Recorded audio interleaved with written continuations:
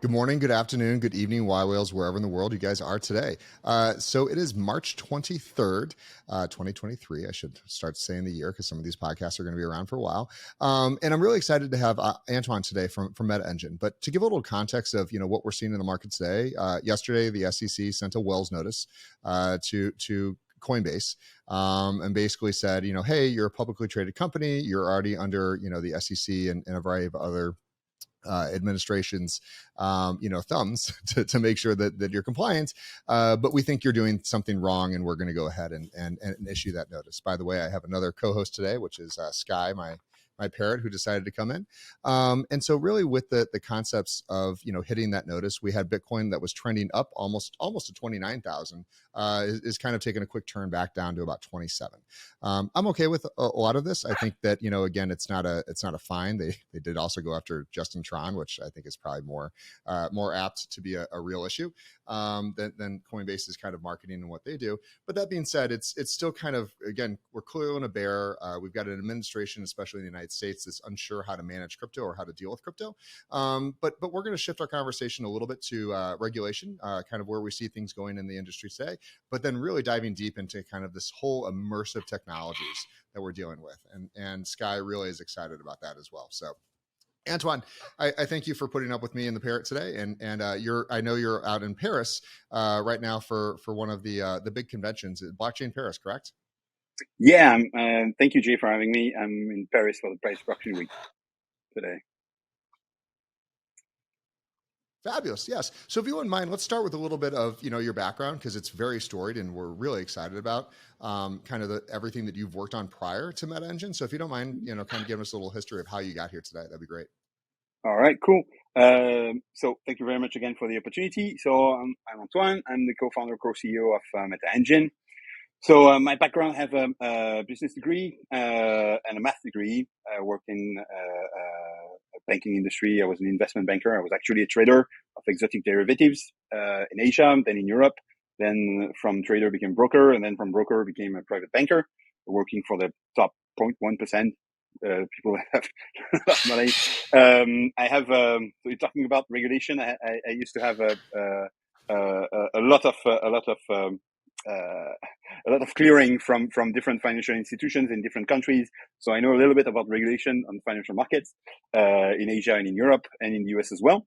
Some certifications that I passed when I was actually a trader. So from trading, then banking, I retired from that industry and got into gaming with my co-founder Alex Shalash, who had acquired a game engine that is currently used by AAA games like Elder Scrolls Online, Star Wars: The Old Republic. So it's an MMORPG game engine. For the past 10 plus years, we've been working together in expanding the reach of that engine. Personally, I got into crypto along the way, being a financial securities geek and financial product geek. I was really interested into the math and the financials behind Bitcoin, behind other tokens at the time. So I worked on a ton of projects as a financial engineer, doing tokenomics, doing financial models, etc. Just as because I liked it, and I was enthusiastic about the possibility of having that kind of market open. And at the time, not that much regulated, and kind of the far west of finance and fundraising. That was pretty cool. And about a year and a half ago, we decided to move our proprietary technology called Hero Engine into Web3, adding some features and working on working with other game engines and other projects, so we could bring our technology to the world. And in the meantime, metaverses exploded, and our technology is super relevant to metaverses and the open metaverse and all those immersive experiences.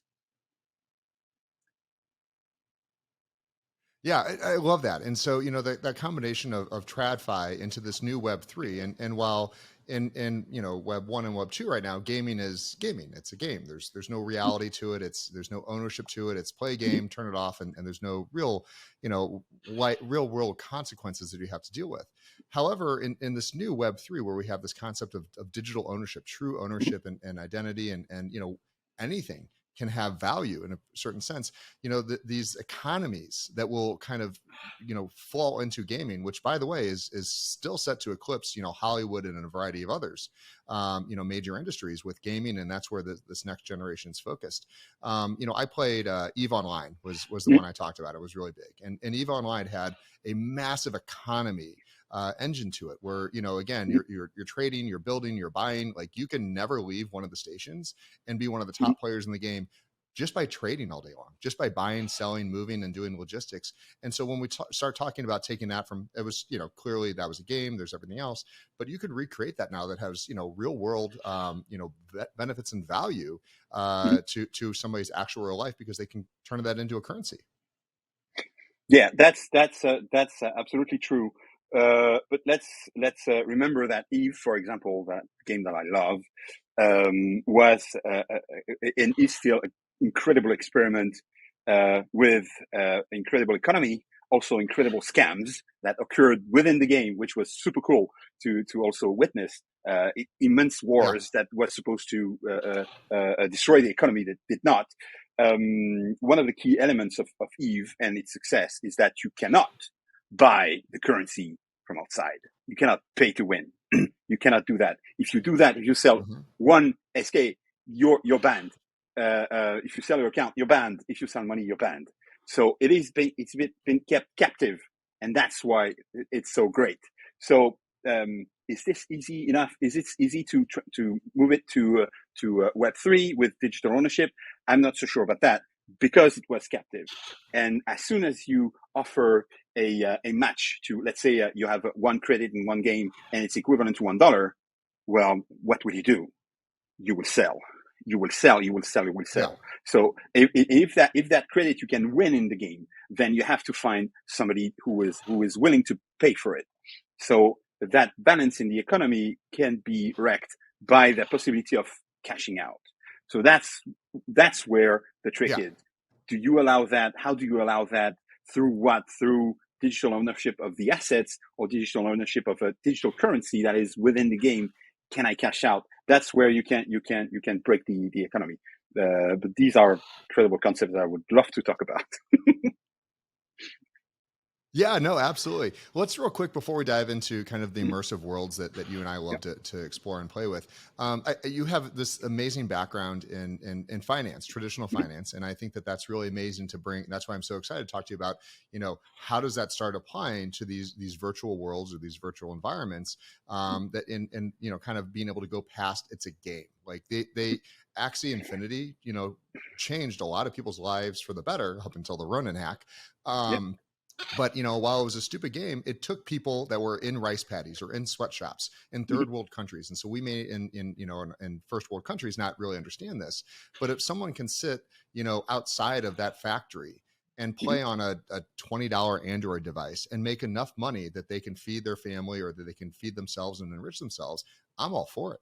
And there was somebody else that was saying, I'm willing to pay for these credits because I don't have the time. And so I love the idea of these economies.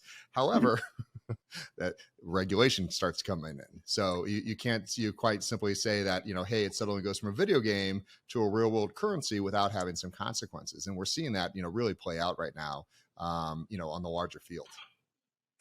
I completely agree. So I'm also all for it. If this is a possibility for third world countries, population, people working in sweatshops, that's an opportunity. That's a life-changing opportunity. All for it, absolutely. But was this sustainable? No. We see the outcome today. It's not sustainable. Why is it not sustainable? Because it's a pyramid scheme. I don't want that. As much as I like what they were doing, it's a pyramid scheme. You issue new axes, and so if you have 1,000 players, and every week you issue 500 new axes, you need to sell them. So that you need to acquire 500 new players. That's fine. If then you have 10,000 players, every week you issue 5,000 new axes, and it's 5,000 players, a little bit more difficult. If you have 100,000 axes and you issue 50,000 every week, you have to acquire 50,000 new players. How do you do that? And when you have 1 million, then it's 500,000. So I'm just exaggerating the rate at which they were issued, but still, it's very difficult. So it is from a financial engineer point of view, it's just a pyramid scheme. It's not even an elaborate one. It's just a pyramid scheme. So it's not sustainable. And we saw it crash because at the end of the day, there's somebody that at the end is just holding the bag of all the axes and feels like an idiot. So how do you make this sustainable? You have different approaches to that economy. But the real problem is, when do you cash out? It's the cashing out that will break any economy. So is the asset that I'm holding worthy enough that I'm not going to sell? Maybe that's the solution. But if we're talking about people working in front of sweatshops, then no, it's not valuable enough. They will sell because they need to eat. So you have to find balance, and also you need to have absolutely. You need to find in your game economy the way it will work. So it's very difficult. If you have a good, to me, a good game is either a good mechanic, or a good story, or a good economy. Eve, great economy, great mechanic. If you have the combination of the three, you have a great MMORPG. Great story, great mechanics, great economy. So then you can thrive in it. I've played, fortunately, thousands of hours on MMORPGs,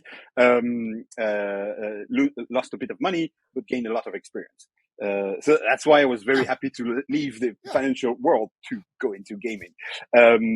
But the balance of the three is what will make a game sustainable. Was Axie fun? No. Was Axie beautiful? No. Was Axie an interesting economy? Yes.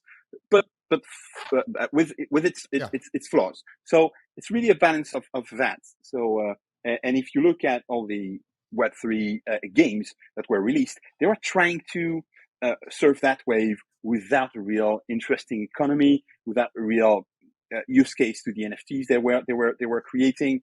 So people got bored, and when the market crashed, they just sell, and goodbye everybody. So we have in Web2 gaming great economies. Eve is just a perfect example. I love that game.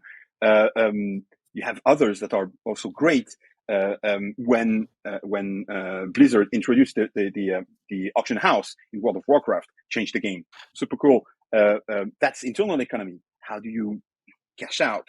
Again, difficult, because those worlds are not open, not open source, or it's not an open world between games and gamers. So they have to keep it tight, because they don't want to see the money leaving the ecosystem. So that's where it becomes a little bit difficult. If you have a circular economy, perfect. But you need people to be rewarded to play, and people interested in buying what they produce, etc. You have to have a proper economy for it to be sustainable. It's super hard to manufacture. And now we're getting into, so I love this conversation, because I think this is the number one challenge that a lot of game developers are going to be facing over the next decade plus, which is, number one, is my game fun? like let's start there. It has to be fun. It has to be engaging. Someone has to play. But now they actually need to understand real economics. They need to understand, hey, there's a lot of fun games that are going to be coming out. And I while it's kind of a new concept, things like Meta Engine and a variety of these other engines, and Unity and Unreal has a lot of things where people will be able just to build games quickly. And right now we're seeing the emergence of AI being able to write bedtime stories, novels, and really simplistic things. But that dream of the holodeck, where you just say, I want to play a shooter game, and it just goes and makes something novel for you out of scratch, isn't that far-fetched anymore when we think about the tools. And that's the biggest thing, the tools that are available to make that fun game. Now we got to have economic experts that understand how to make sure that people stay in there and feel connected and provide value. I couldn't agree more.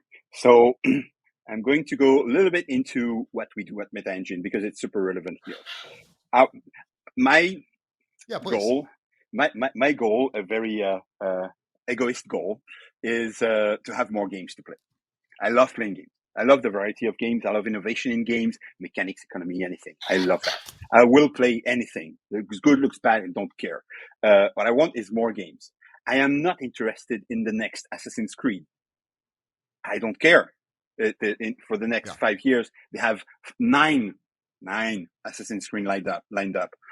who cares? It's iteration on something that worked. It's not innovation. What I'm interested in is innovation. So my goal and our goal at MetaEngine is to enable innovation. How do you do that? How do you do that? You do that by enabling creating games faster. Is this done through AI? We've not seen yet everything that AI can do. I don't think it is what AI will enable, because you need innovation. Is AI able to innovate? No. It's able to reuse and recycle old ideas, maybe reassemble them. That's super cool. That can create infinite content. Would it be innovative? No. It's just recycling. So that's great. But what we are doing at MetaEngine is trying to bring people together and help them and host them and give them the tools to help them innovate and iterate faster. So that comes. Chapter 1 is an asset store that will be interoperable between all engines. So all the assets that will be there will be sitting on a database that will be compatible with any engine. Then we have what we call MetaXP, which is, let's make friends. Let's see who can help me make that game. I'm a game developer or I'm a content creator. I have an idea. Who can help me? Then let's team up. Maybe create a DAO so we can govern who owns what, and protect our IP. We have blockchain tools to protect IP. Then when you've done that, okay, let's make the game. Our game engine is a little bit special because it's the only massively multiplayer game engine in the world that has network capacity to host massive multiplayer games with tens of thousands of simultaneous users in one server. I'm not talking about sharding and several instances of 100 people. You've probably seen demos from Improbable. Okay. Improbable is another engine. Yep. It's used to be owned by Amazon. Now they're working on other side metaverse. I'm not going to diss here, but we know what they are doing. It's not real massive multiplayer game because it's not an engine that can be licensed. So we have that unique value proposition. The other one is massive multi developer collaboration. So the first license we sold was to Electronic Arts. They had 700 game developers simultaneously on the same scene. That's impossible on any other engine. What we are doing today is making it possible for any engine in the world. So we are extracting our USP and enabling it and enabling that USP for other engines. And if we do that, then that database that holds all those assets make these assets interoperable between all games, all engines. That's what we're trying to do, to enable creativity and innovation, because I want to see more fucking games. I'm sorry for the cursing. Today, if you start making a game, you have 2% chances. Great. Sorry, you have 2% chances of finishing your game, making it real, and not successful, just making the final build, and then success is another story. So what we're trying to do is shorten the development time and just focus on innovation. Innovate, iterate, innovate, iterate, innovate, iterate. So you have the innovation at work. That's exactly what we want to do, because then if you have interesting games that are innovative, you will have players and you will have that adoption. So will AI help in that? Probably yes, a little bit, not with innovation. And then when you want to plug in that economy, then AI cannot do that. But if you have economies across games, what is the cash out option? Stay in the ecosystem or get out of that ecosystem? If you're just in one game and you have to cash out to go to another one, you break economy 1 and you make economy 2 better. If you are in a circle, if everybody is sharing the same ecosystem, you're not breaking it. And I love that. I constantly use the word ecosystem around Web3 because I talk about Web3 being the modular internet, the ability that hey, I bought these skins, I bought these weapons, I bought these these assets, and they should be able to be transferred to everything that I'm playing with and have so much more in-depth, much more of an in-depth experience that goes outside of maybe what the original developer, the original concept was, because the game can and should evolve. I mean, something like EVE or the MMORPGs, the reason why they're so engaged for so many people is because they have a life of their own. Is that the original team that developed it may not be the people that are working on it currently. And so it continually moves around in so many ways just to provide that value to the next generation that's coming in and playing the same game. Absolutely. I'm Yeah. I mean, my, Eve is my what, 2003? yeah, something like that. My favorite game was Anarchy Online. Futuristic MMORPGs, loved it from Funcom. Okay. Spent hours on it, Eve as well. But let me take a very present day example. You want to buy a skin on Fortnite, $10. I don't know, but let's say $10 for a skin. If it was on blockchain and you would own it properly, own it. It's your property. So then it's on your wallet. If the game dies, if tomorrow Epic pulls the plug on Fortnite, what do you have? A skin that you cannot use anywhere. So what is the value? Oh yes, I have it. So it's like something, an antique that you can show off it. Look, I have an antique. Nobody cares. You don't care. It's dead to you. What if you could use it somewhere else? Then it holds value. So our goal is to make it possible for the interoperability. So then those metaverses are not metaverses. It's just a part of the metaverse, this cloud, this universe of opportunities, experiences, games, etc. If you don't have the interoperability, that does not work. It's impossible to make it work. So that's really what we want. What we are focusing on. It's making this possible for everybody. So walk us through for Meta Engine and your other ancillary products. What that looks like for a game developer today. Let's pretend that they've got the core game kind of visualized or thought of. They've probably built it in Blender or a variety of sources. What does it look like to port and bring it to market utilizing Meta Engine? So currently, Meta Engine is under development on most of its products. The first one is an asset store. So as a game developer, trying to find an artist is hard. You have more game developers than you have artists. It's easy now with AI. It's easy to fake being a developer. You can write a script just asking ChatGPT to write it. Faking art is not that easy. You can still see what the fake AI images, and they are still 2D. It's not even 3D. Yeah. So our goal is to make some form of matchmaking. So you have these assets, you have the game developers work together. So for the asset creators, we have a model that will protect and give them control over their intellectual property that they are selling to these game developers. For the game developers, it's the amount of assets that are available and that are interoperable between different engines. So the next step is you have that idea, you have access to these assets. Okay, how the fuck do I make that game? I'm alone in my garage. I don't have 2 years to spend on this. Okay, let's find people. So you connect, and that's Meta XP. I will find my game developer. I will find my producer. I will find my level designer. I will find all the team members that I need. I team up, and then I split the ownership of that, and I organize it with blockchain through a DAO or just ownership of IP NFT that we have created that is currently on testnet on Polygon. So then you can start working. And now Network Engine that will come out next year will give you the ability to have massively multiplayer game that is interoperable between Unity, Unreal, any other engine, including obviously our own. But it's not mandatory. So basically, you have the idea, then you get the assets, then you get the team around it, and then you make it. So it's a community. It's a community of game developers and creators. Yeah, and I love that because that's exactly what Web3's promise is that we're interconnecting the globe. Anyone in the world can be able to bring their talents, their skills, their thoughts, their ideas together and create value. And that's the biggest difference. Is right now if you have let's just say a Facebook group that goes, we want to make an indie game. They can raise a bunch of money, they can hire a team to do a whole bunch of things, but it's chaos. It's hard to no one's going to renegotiate 20 different contracts every other day because somebody dropped out, someone went in. So the tokenomics that you can do with a DAO. And I think DAOs are still really a young technology. So I'm excited to see kind of, how you guys evolve with this, because when we're talking about, smart contracts, I think that smart contracts will be the replacement of legal contracts, over the next few decades, where it's just like, this is what we agreed to, and we don't have to talk about it anymore because it's just going to, execute and operate.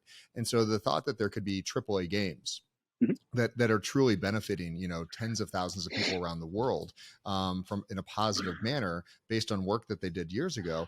I think that's a really amazing concept, and really helps to bring a lot of the, much more of the inclusiveness to second and third world countries around the world, where they do have ideas, they just don't have access. They can't come work for electronic arts in California. They're not gonna get there. Yeah, and if you look at what's being done, like let's say Kickstarter was so great for indie gaming, but if the game is not delivered, what do you get? Your early access code that's not going to be used ever, maybe a bit of swag that got delivered or not, and you're stuck. You have kind of an ownership over that, or they owe you something. So it's not ownership; it's they're in debt. But if they tank, and you're done. So the idea behind our technology, so the technology is called MetaShield. So it's to protect and control Mm-hmm. intellectual property, is to be able to split that ownership and control that ownership.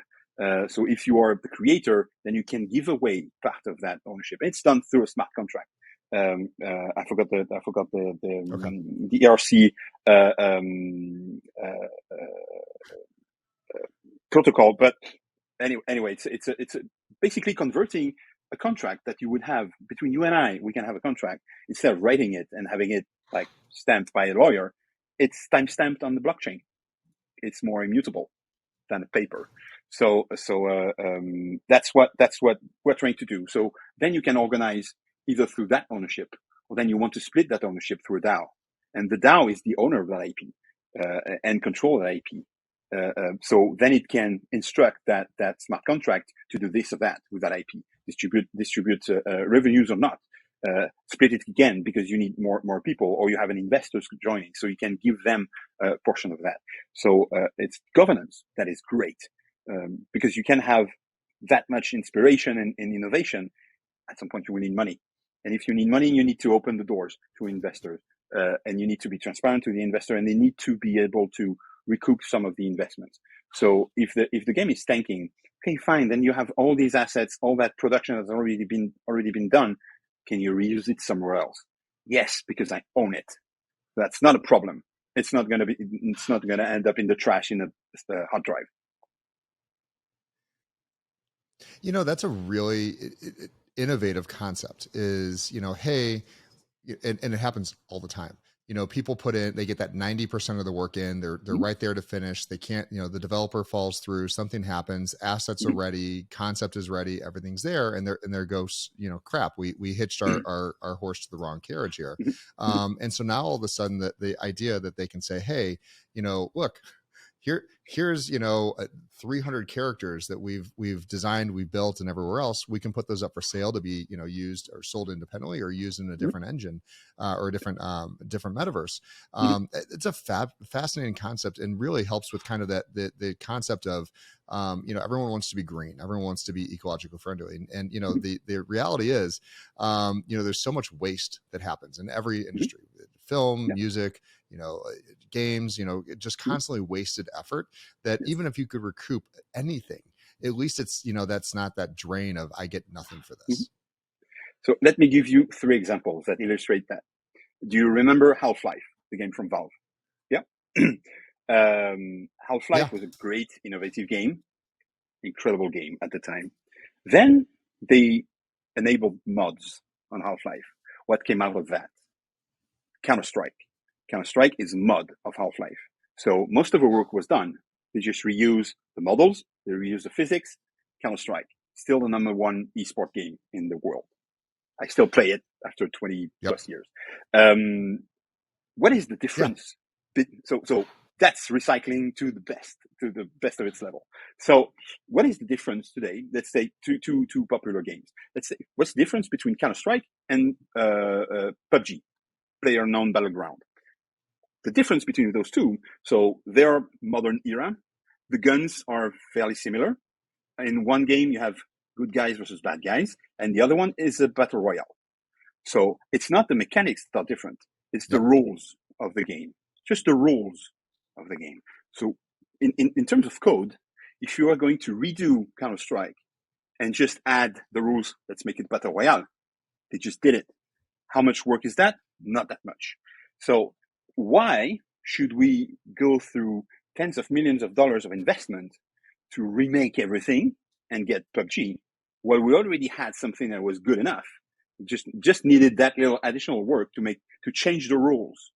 So if you can have access to that IP and add your own idea to it and recycle it and innovate with it, then you've saved 95% of the work. And then you can innovate. If this works, okay, let's make it a standalone idea, a standalone project, and invest $10 million in it to make it look cool and very different. Okay, fine. But the innovation is already validated. It worked. Cool. So that's the innovation. That's what you can do. Yeah, I love that. And that's exactly when we get back to that modular internet, why it's so exciting. And I think that, let's all learn something a little bit from Zuckerberg's, $11 billion mistakes here. And, I absolutely believe that he went out with the best intentions, and we thank him for all the money and innovation he put into the space. He's done a lot of damage, but that's okay. We'll all recover from it. But the concept he had was, he went out and said, okay, Ready Player One, we're going to build this. And it's going to be owned by one person. One company is going to, you'll have to use our tools. You're going to live in our world, and you're going to use our devices. And he's going to be the good guy. Don't worry, but everyone's going to come live in our world. And the reality is I think that Ready Player One is an amazing concept, but it showcases the flaws of having a singular system. And so I really like, the way that Meta Engine and really a lot of others out there like you are thinking about the space, which is interoperability, that you can say, hey, look, we all come into an immersive space, whether it's through a tablet, a computer, or a VR headset. We've got them all. Here's the $10 billion error right there. That thing sucks. Whatever you want to do, and you can explore the space and go into worlds that are maybe niche. There may only be 100 people in this one because it's a small community, or maybe there's 100 million people in another one that's insanely popular. But your skins, your assets, your things flow fluidly from one to the next. Absolutely. So thank you, Zuckerberg, for ruining our prefix, Meta. Thanks a lot. Thanks a lot for ruining the word metaverse. Good job. But that's not a problem. Yes, Ready Player One. We use immersive now. Yeah, let's use that. So Ready Player One is indeed a great concept, but it became a dystopia in the movie until it is saved by one guy. But he's the owner now. What happens in Ready Player One 2? Is he a bad guy? Is he a good guy? Is he ruining everything? So yeah. Building a game like that, everybody wants to build a game like that. It takes years, decades to build something that big, that immersive, that with that much content. So it cannot be made by one company. Doesn't matter how much money they put in it, they cannot. Even 11 billion. That a Call of Duty cost $500 million to make, and it's not huge game. Yeah. It's a cool game, but it's not huge in terms of content, etc. Just make it look cool, and still $500 million. So what do you get? 22 Call of Duties. That's not Ready Player One. That's not. So no. Who will build that? A multitude of small teams that will have one idea, another one. That's the cool idea behind Ready Player Me. Having an avatar that could be cross-platform, cross-games, etc. The real core idea behind that metaverse is interoperability. If you don't have interoperability and then those experiences are not compatible with each other, then you just have games on your Steam account and you just quit and then go to the other one. It's not. You have a friend calling you on Discord. Can you help me kill that dragon while you are playing an FPS? Okay, hold on. Open the portal, jump there. Still have the same skin, but change weapons. I use my sword. I kill that dragon, and then go back to my FPS. That's metaverse. And then I go watch the Price Blockchain Week in a conference room with my VR headset. That's metaverse. Having separate, different, small worlds that don't talk to each other. That's multiverse. Yeah, not metaverse. That's the difference between the two prefixes. It's multitude of worlds. Cool. But they are not talking to each other. So the Ready Player One is a multitude of experiences, dancing, FPS, role playing, etc. That's that combination of all of that. It should not come from one. It cannot come from one, because one cannot have all those good ideas. The innovation comes from the masses and from iterating and trying. And a big company cannot try too much. So they tried one way at Meta. They failed. Okay. But thanks for trying, at least. Thanks for the innovation, and thanks for trying. Yeah, we appreciate knowing what not to do. Yes. Yeah, that's cool. Now, that's cool. Now we know exactly how not to do that. Yeah. Yeah. So and I'm not a big fan of digital twins. Mm-hmm. Yeah, I'm not a big fan of digital twins. I don't like the concept of we're just going to take the existing world and just recreate it one-to-one. I think there's some value to that, but I don't think that that's where we're really going to see the big innovation. It's something that's needed. You want to go tour a town, you want to take Google Earth and make it something you can walk around and play games in. Cool. But the concepts that I really focus in heavily on is exactly that concept of it needs to feel like our real world. It can't feel like such a disconnect that you when you take off that headset, you're like, where what in the world was that? Or just be bored. But if you go out for the night, you're going to get dressed, you're going to have all your items on you, and you're going to bounce around. If you're, I just got back from Las Vegas, you're going to bounce around to a dozen different experiences within an hour period of time. You don't have to go restart each game. When you walk into a different casino, they go, okay, what's your name? Who are you? Go ahead and register for an account. You walk through and you have, a driver's license or some ID that's just like, yep, you're already ready to go. Here's your pass. Here's who you are. And great. You own your account. You own your identity. And that's the biggest difference is right now for all these games, they own your identity. And so when you go into a new game, they say, we don't know who you are. We're going to make you start from scratch, and you have to start from scratch if you want to play by our rules. And I think that's the biggest concept that these game developers right now are going to have to get through. Yes, absolutely. So to make any game, you have to have an infrastructure. So depending on the engine you use, you have to rebuild it. Account management system, database, etc. You need to build that. What we're going to provide is a common infrastructure, so you don't have to redo the work over and over again. Our USP 15 years ago on Hero Engine was the same. You have a network piece. You want to use it for MMORPG.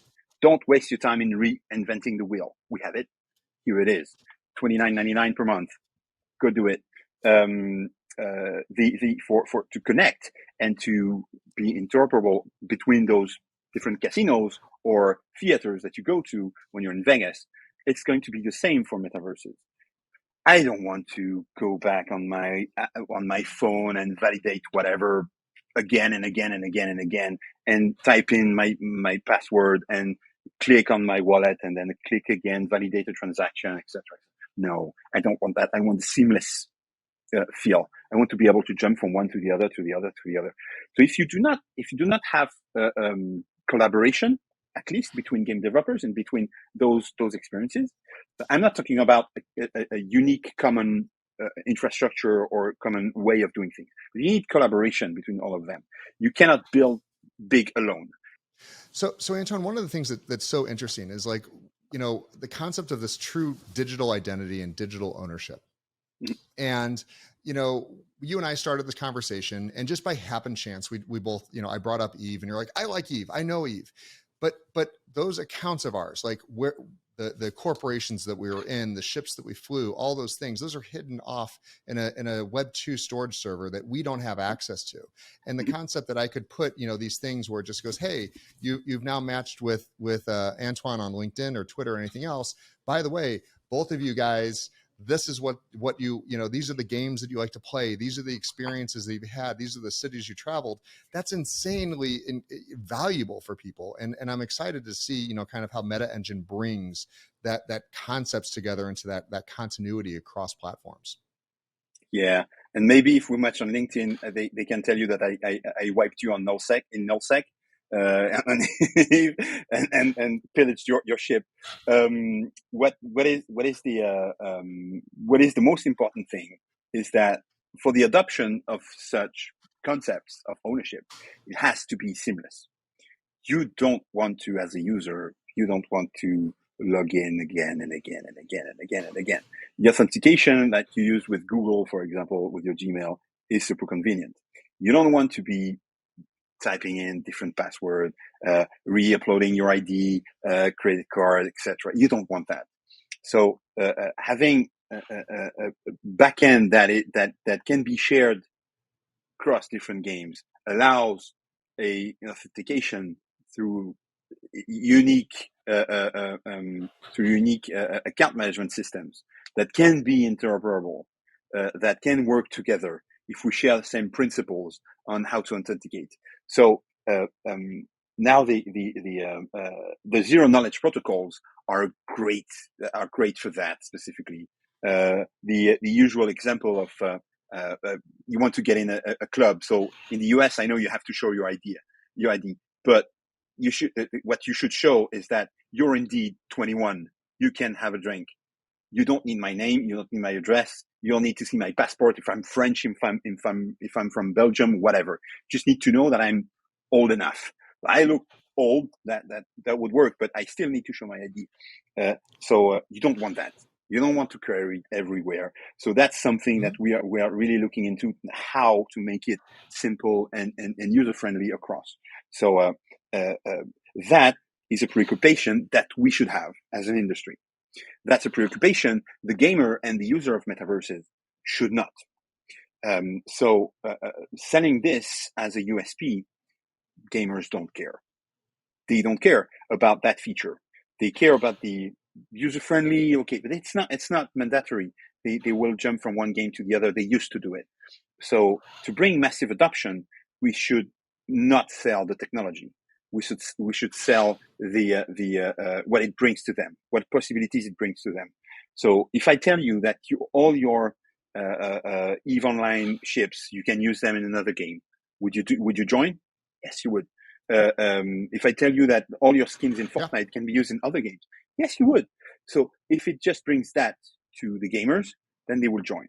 The adoption, you cannot force it. You cannot force adoption of a complex technology. Do you care really how Riverside.fm is working? The technology behind it, maybe the logic, yeah, it's cool, but do you care? Does it matter to you? No. You use it because it's convenient, it's great. Same for when you play a game. You care on what engine it's been made? No. It looks good, cool, it's probably Unreal. If it looks a bit pixelized, yeah, it's probably something derivative of Minecraft.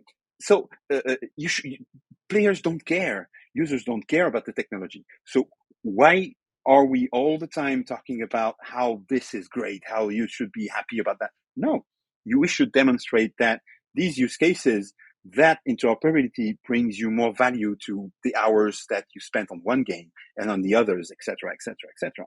So talking constantly about the technology, that new layer 1, layer 2, layer this, layer that, the users, they don't care. That those billions of players, they do not care. They do not care about that.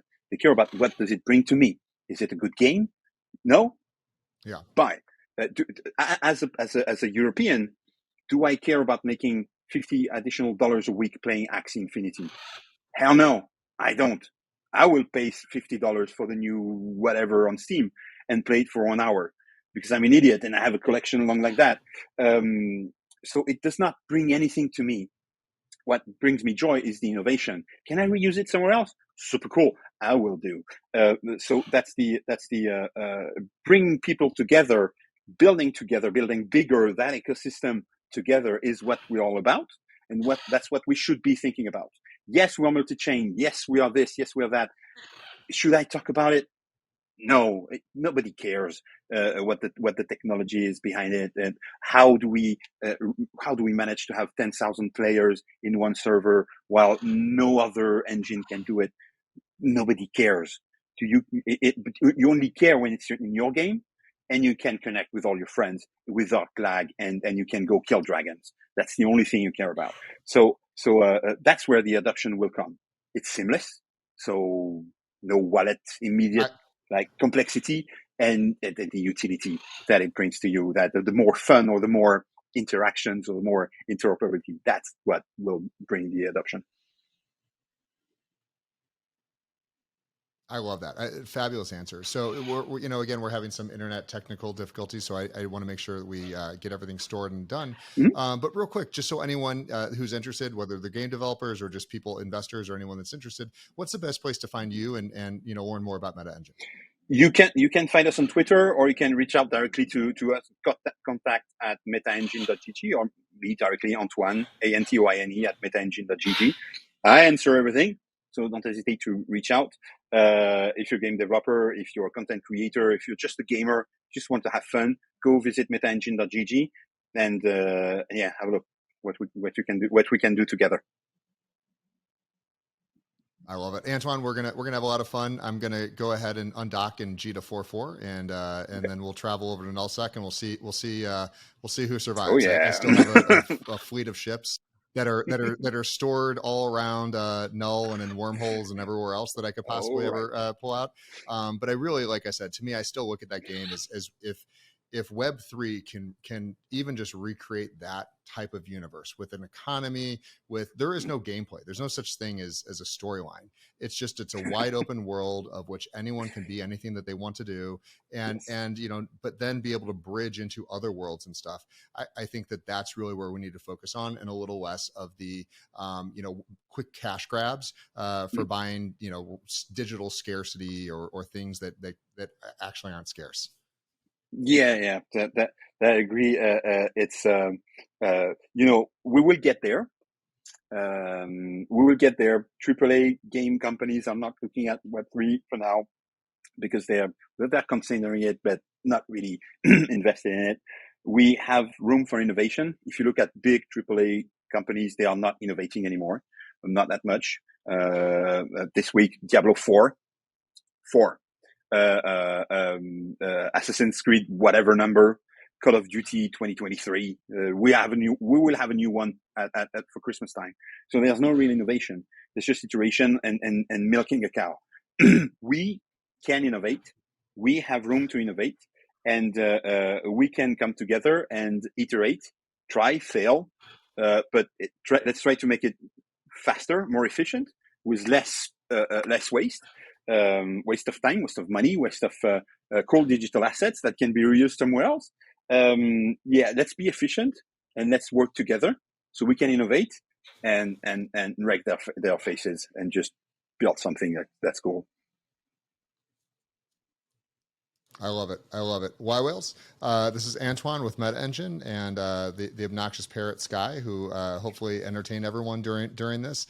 Antoine, can't thank you enough. We're hoping to see you on Fireside and Deep Dive soon. Y-Whales, catch you next time. Thank you very much.